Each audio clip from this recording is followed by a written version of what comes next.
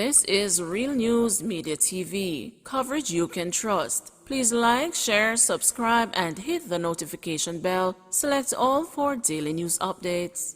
Good afternoon, my Real News Media TV family. Welcome back to the channel for another news update for April 19, 2023. And in the news this afternoon, how to choose a president in Jamaican Republic now being discussed. Minister of Legal and Constitutional Affairs Marlene Malahoo Fort says deliberations have started on how Jamaica's president will be selected. The proposal is for the Prime Minister to nominate the president following consultation with the Leader of Opposition.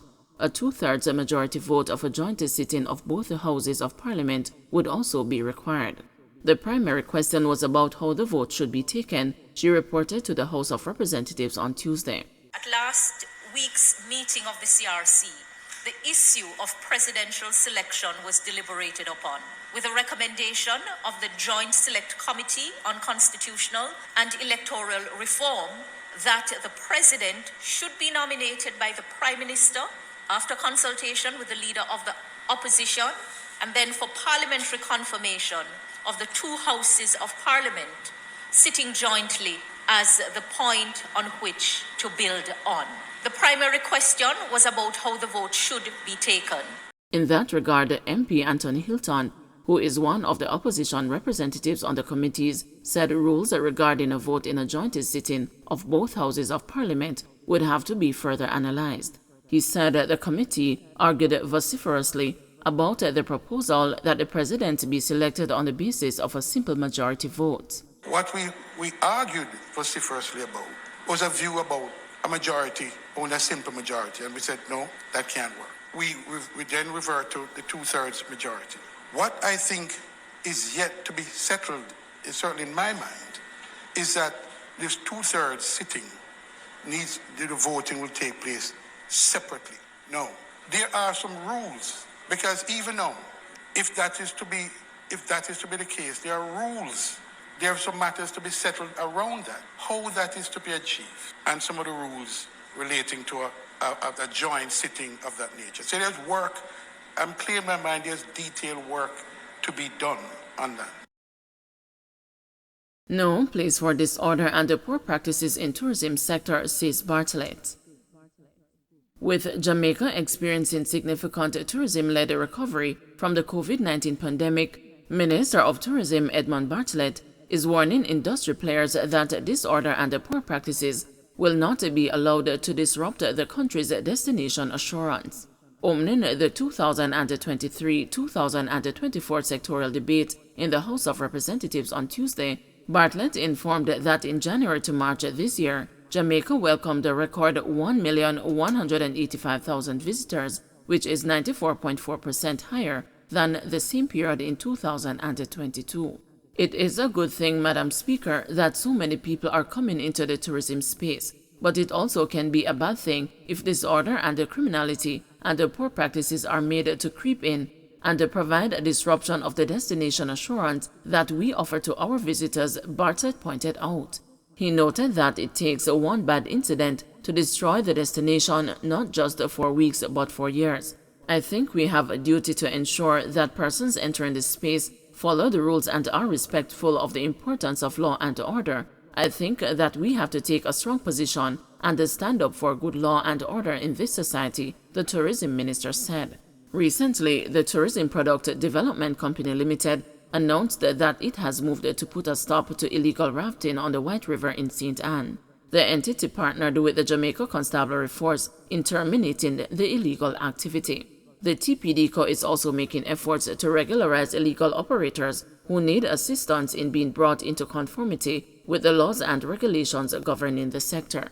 In the meantime, Bartlett said that overall, Jamaica continues to be a safe place for tourists. Our record of visitor safety is enviable across the world, with a record of 0.1% of all the crimes committed being against our visitors, Bartlett told the House. Ministry 9 years behind with financial statements, $560 billion spent over period.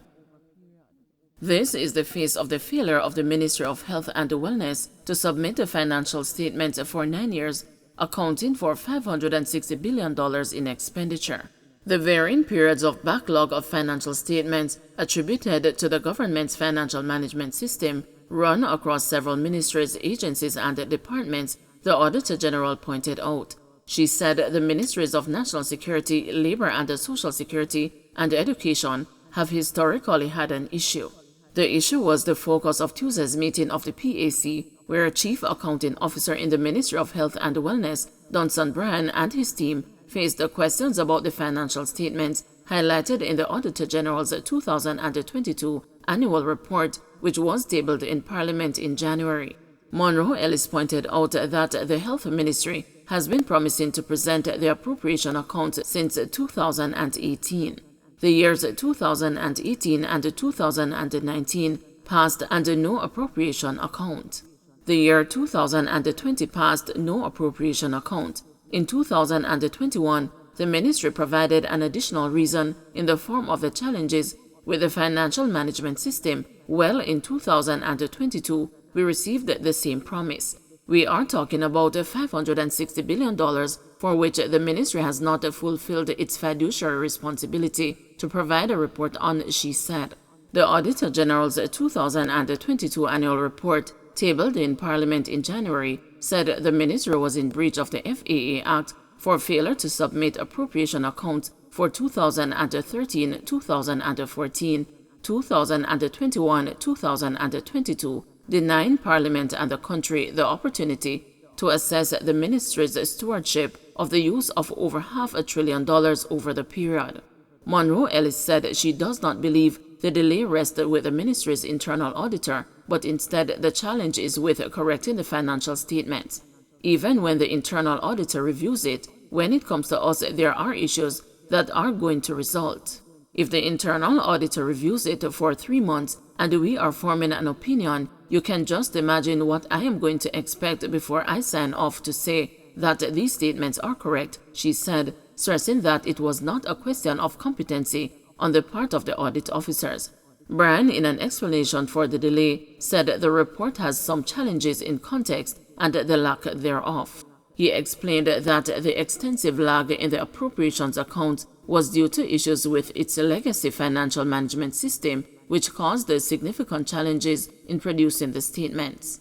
The context here is that when the system was ready, the ministry was engulfed in the implementation of our response to COVID-19, and it is important that we recognize that the resources of the ministry were otherwise retained, he explained, noting that the ministry itself had been impacted by COVID-19 cases that affected the operations of the internal audit unit. Don't forget to like, share, subscribe, and hit the notification bell. Select all for daily news updates.